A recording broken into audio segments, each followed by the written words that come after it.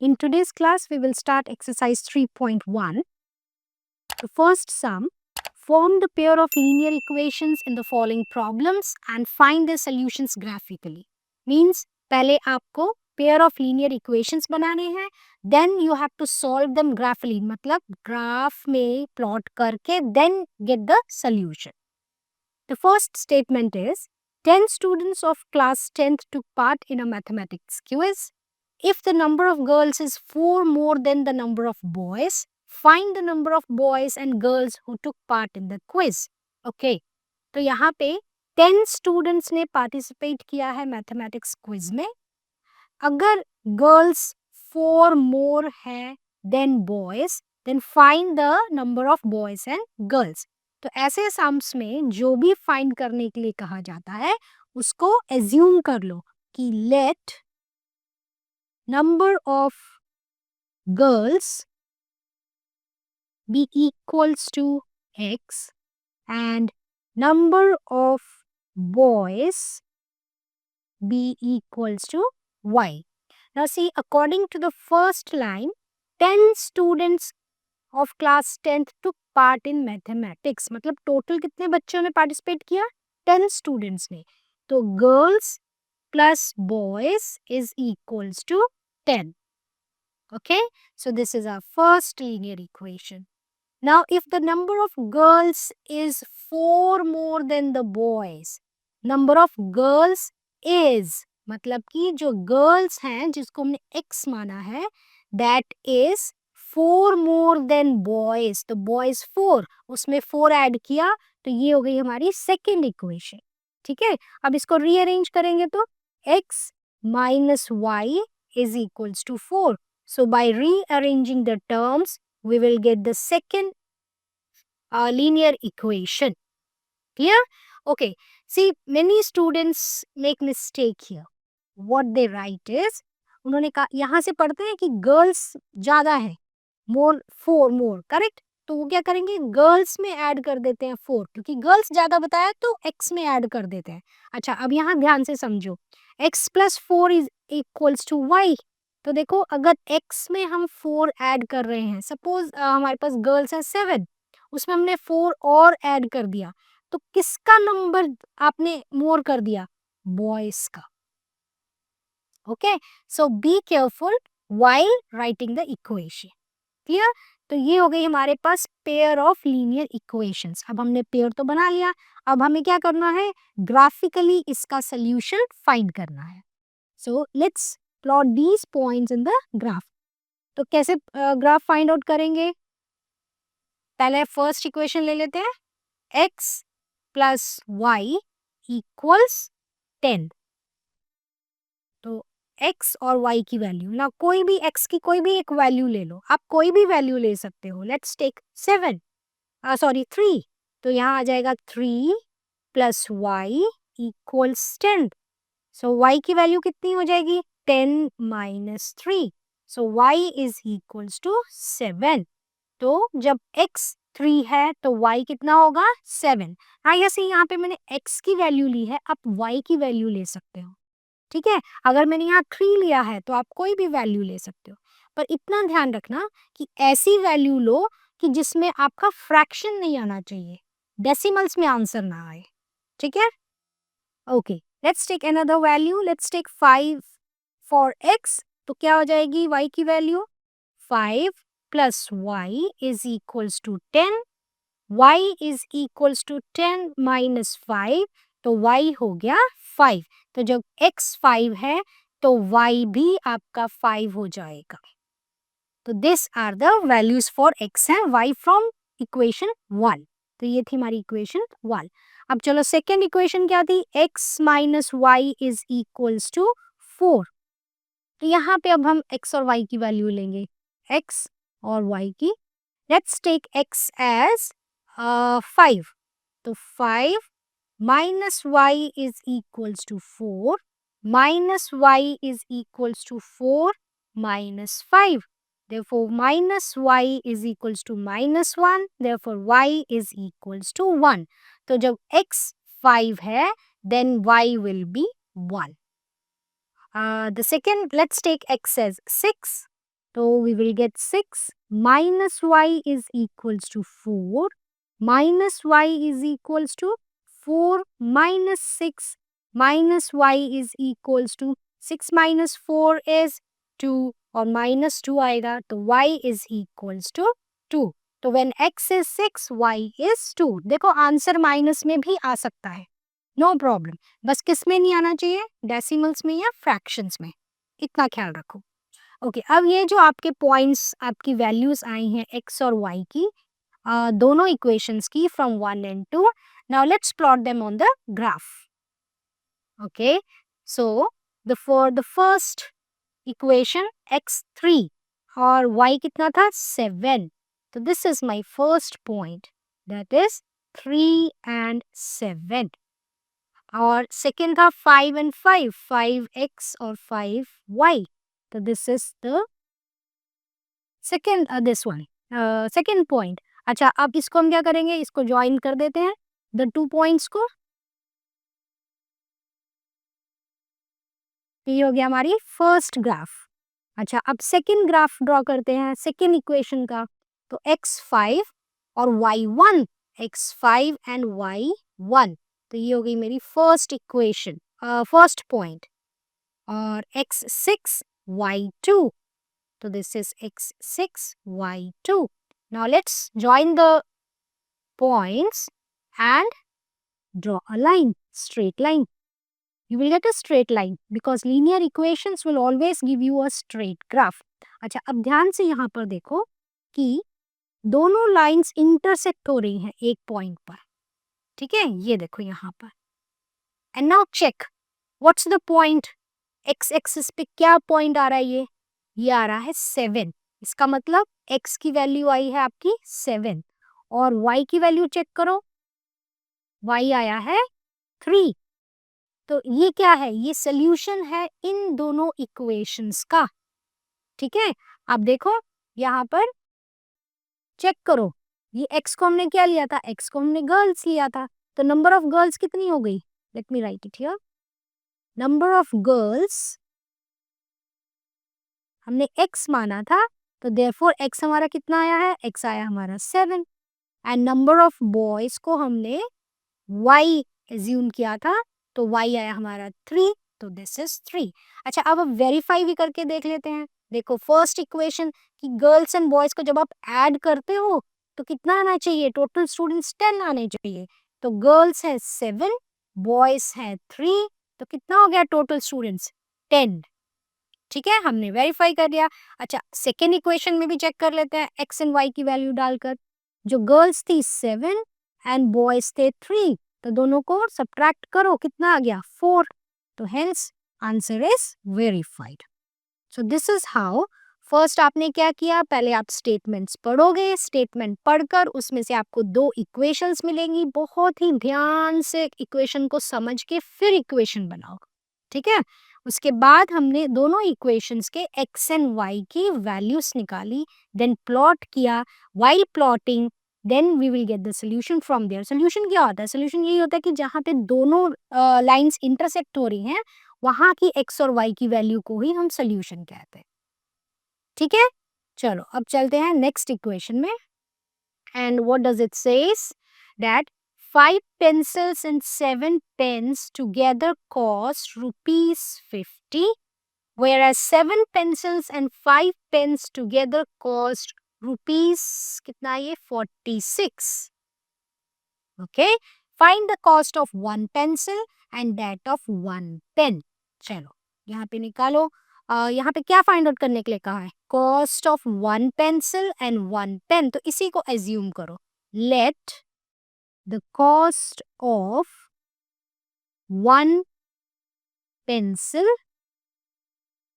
be equals to rupees x. ठीक है, and cost of 1 pen equals to rupees y. हो गया. अच्छा अब स्टेटमेंट पढ़ो. 5 pencils यानी कि पेंसिल को हमने x माना है तो 5x एंड मतलब प्लस 7 पेन्स, पेन क्या है y, तो 7 पेन कितना कॉस्ट किया 50। तो यहाँ हमें मिल गई first equation 5x plus 7y is equals to 50. So this is our first equation. Let's check the second one. 7 pencils x and 5 pen. 5 pens कितने हैं वो? y. Cost rupees 46. तो 7x plus 5y is equals to 46 and this is our second equation. अब क्या करना है? हमें x और y की वैल्यूज लेनी है. तो x and y की x and here let's take y for the first equation. यहाँ पे x ले लेते हैं 3. तो 5 into 3 plus 7y is equals to 50. ये y है. तो 5 3s are 15 plus 7y is equals to 50. So 7y is equals to 50 minus 15. This will be 35. And y is equals to 35 divided by 7. You will get 5. So when y is x is 3, y is 5. एक और value लेते हैं यहाँ पर. x ले लो 10 क्योंकि दूसरी तरफ 50 है ना.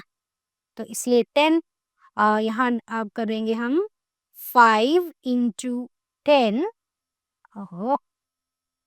5 into 10 plus 7y is equals to 50. यहाँ पे क्या हो जाएगा? 5 into 10 50 plus 7y is equals to 50. 7y is equals to 50 minus 50. तो ये कितना हो रहा है? 7y is equals to 0. Therefore y is equals to 0. तो ये आ गई हमारी x और y की values for the first equation. चलो अब सेकेंड इक्वेशन सॉल्व करते हैं. तो यहाँ पर x और y की वैल्यू ले लो और जब x आपका यहाँ पे ले लेते हैं 8 तो 7 8 plus 5y is equals to 46. 7 8s are 56 plus 5y is equals to 46. 5y is equals to 46 minus 56 कितना हो गया? ये हो गया -10 और नीचे आ जाएगा 5. ये आ गया -2. तो when x is 8, y is -2. Clear? Okay. एक और वैल्यू लेते हैं अब यहाँ पर. x की वैल्यू एज्यूम कर लो 3. So when x is 3, 7 into 3 plus 5y is equals to 46. Now 7 3s are 21 plus 5y is equals to 46. 5y is equals to 46 minus 21. 46 minus 21 is what?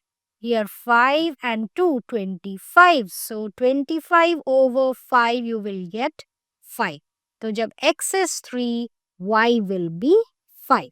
चलो अब हम क्या करेंगे? इन दोनों इक्वेशंस की जो हमें वैल्यूज मिली हैं x और y को उसको हम ग्राफ में प्लॉट कर देते हैं. Okay. So the first point is 3x is 3, y is 5. ये है पॉइंट. और 10 और 0. अच्छा यहाँ पे हमारे पास 10 नहीं है तो हम ऐसा करते हैं यहाँ पे थोड़ी सी लाइन एक्सटेंड कर देते हैं. ठीक है. तो यहाँ पे आ जाएगा 9, यहाँ पर आ जाएगा 10. तो 10 and 0. तो ये हो गया हमारा सेकेंड पॉइंट 10 and 0. और ये क्या पॉइंट हुआ था? ये था 3 and 5. ये हो गया फर्स्ट इक्वेशन का. अब इन लाइंस को हम ये हो गई हमारी लाइन. यहाँ थोड़ी सी टेढ़ी हो गई है पर चलो कोई बात नहीं. अच्छा यहाँ पर next is x is 8 and y is -2. X is 8 and y is -2. So it is 8 and -2. Yeah, 3 and 5.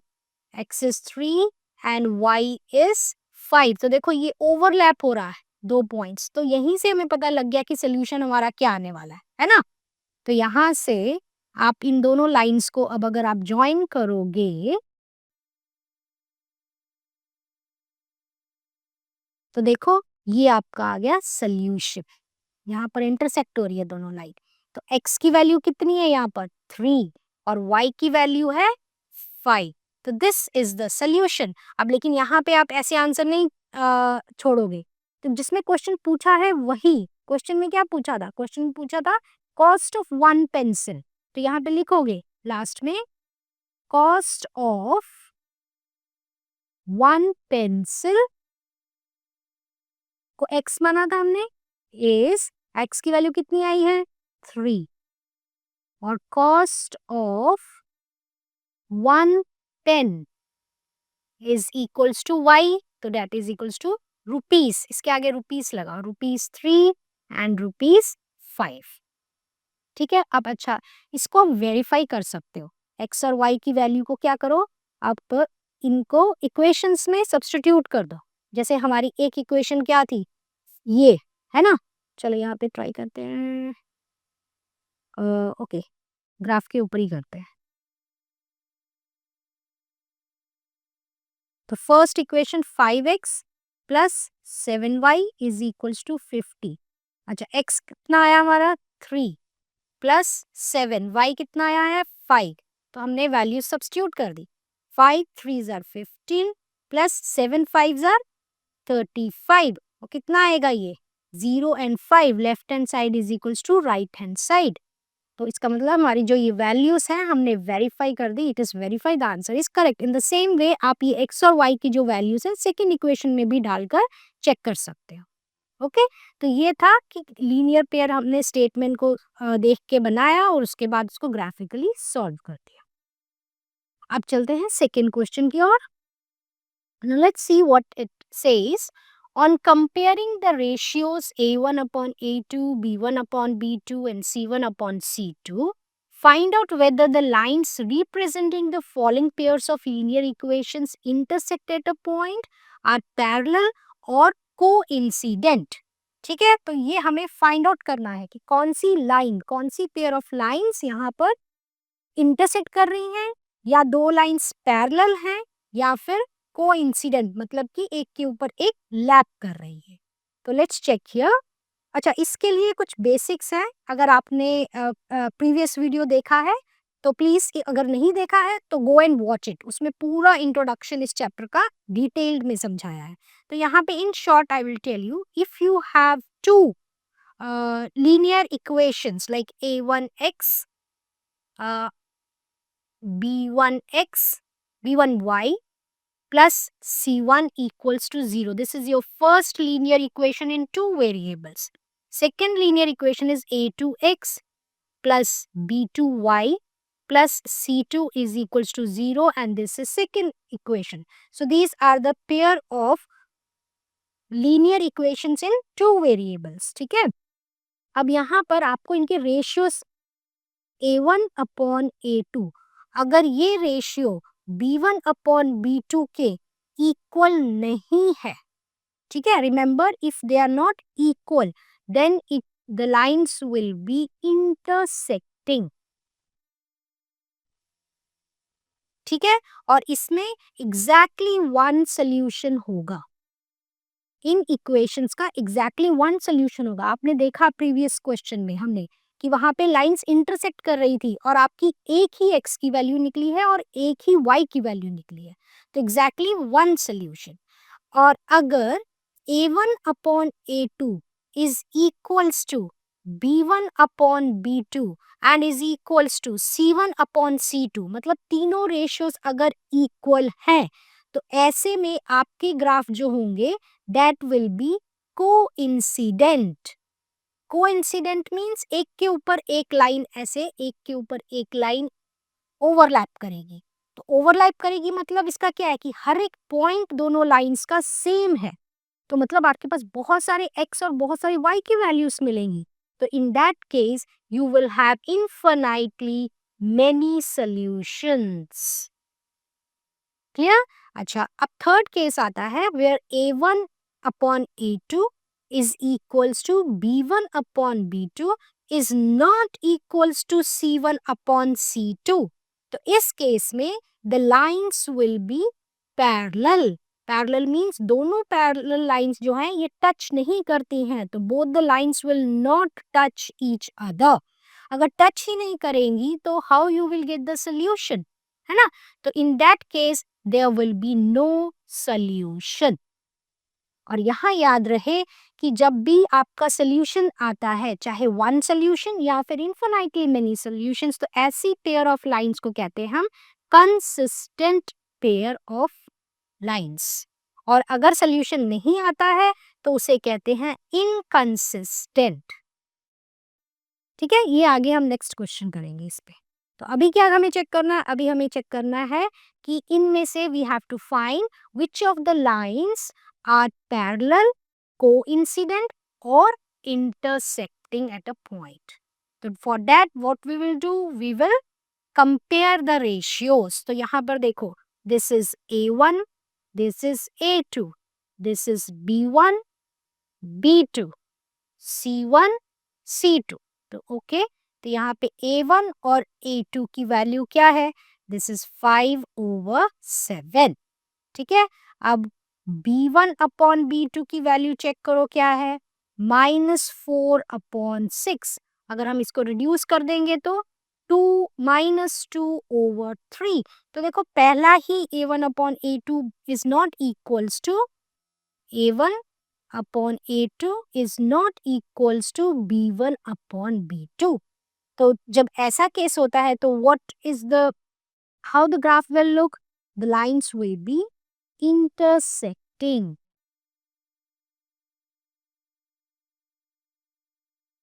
ठीक है, lines will be intersecting। अच्छा, यहाँ पर आप चेक करो, A1 upon A2 इस रेशियो का 9/18। After reducing we will get 1/2। ठीक है, अब B1 अपॉन B2 चेक करो, B1/B2 is equals to 3 and 6। तो 3/6, this is what, 3 1s are 3, 3 2s are 6। इसका मतलब ये दोनों इक्वल है। इक्वल है तो हमें चेक करना पड़ेगा third, that is C1 upon C2 का ratio. So what's that, 12/24।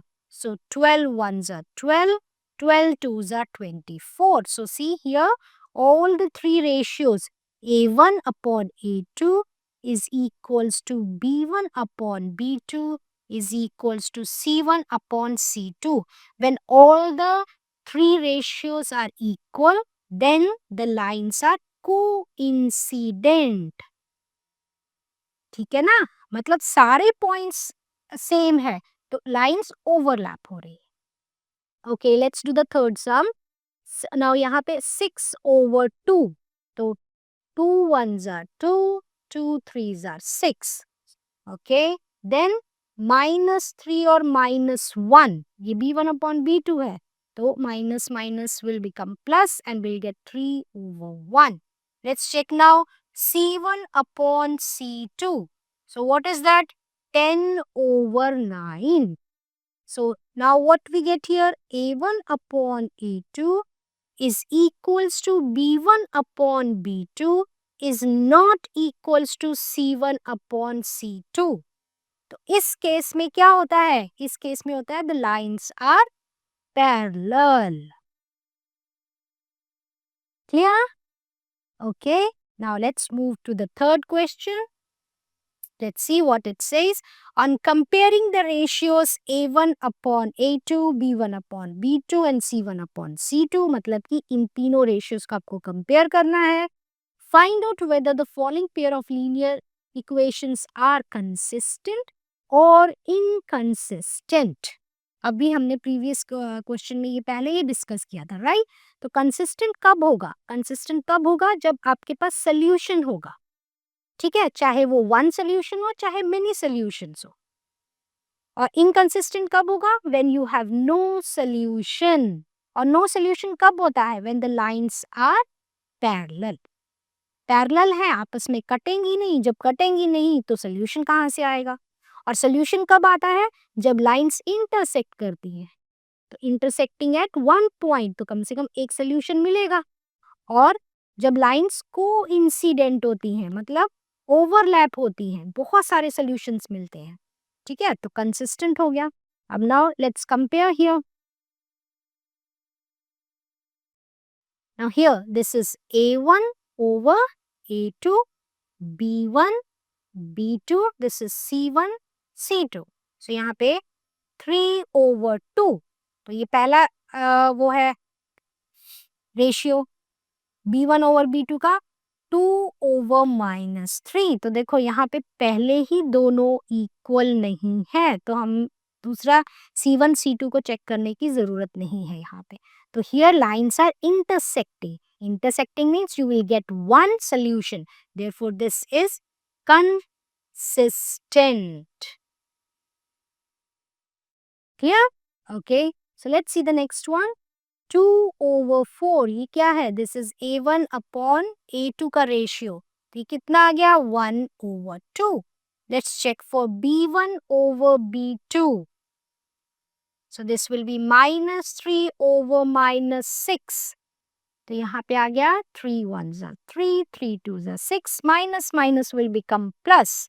So what about the C1/C2? That will be -8/-9, क्योंकि देखो इक्वेशंस ये इनको इधर लेके आओगे, क्यों लेके आओगे? क्योंकि आपकी जनरल फॉर्म ऑफ इक्वेशन क्या है? A1x B1y प्लस C1 है, तो इस टर्म में इक्वेशन को लेके आना, इस फॉर्म में पहले इक्वेशंस को लेके आना है, ठीक है। तो ये वैसे भी ये माइनस माइनस कट गया, तो ये क्या आ जाएगा? ये कटेगा क्या? ये आ गया हमारे पास 8/9। तो here A1/A2 is equals to B1/B2 is not equals to C1/C2, ये C है, ठीक है। तो इन दिस केस क्या हो रहा है? जब थर्ड लाइन, तो ये पैरेलल लाइंस है, तो पैरेलल लाइंस तो आपस में कहीं भी टच नहीं करेंगी, तो कोई सोल्यूशन ही नहीं होगा। तो इस केस में इट इज इनकंसिस्टेंट, ठीक है। अब थर्ड क्वेश्चन करते हैं। तो यहाँ पे आ गया फर्स्ट A1/A2 इज व्हाट? 3, यहाँ पे लिख देती हूँ मैं A1/A2, 3/2/9। तो अगर हम इसको सॉल्व करेंगे तो ये हो जाएगा 3/2 इंटू 1/9, तो ये कट जाएगा यहाँ से 1339, सो इट विल बी 1/6, ठीक है। और नेक्स्ट B1/B2, ये क्या आएगा? 5/3 इंटू 1/10, 5 1s 5 2s, तो ये कितना आ गया? 3 2s are 6। अब नेक्स्ट क्या आएगा? C1/C2, ये क्या हो रहा है बार बार? C1/C2, तो यहाँ पे क्या आ जाएगा? ये -7/-14, क्योंकि यहाँ पे शिफ्ट हो जाएगा तो -7 आ जाएगा, इसको इधर ले आएंगे तो -14 हो जाएगा। तो this will B 7 once 7 twice, ठीक है। अब देखो ये इक्वल है क्या? नहीं, ये इक्वल नहीं है, राइट। तो यहाँ पे A1/A2 is equals to B1/B2, but यहाँ पे is not equals to C1/C2, तो अगेन दिस इज इनकंसिस्टेंट, क्योंकि पैरेलल लाइंस है, ठीक है। So this is all for today, and we will continue the rest of the exercise in the next class. Hope everything is clear, the concepts are clear, and how to plot the graph, that is also clear. And if it helped you, don't forget to like, share and subscribe.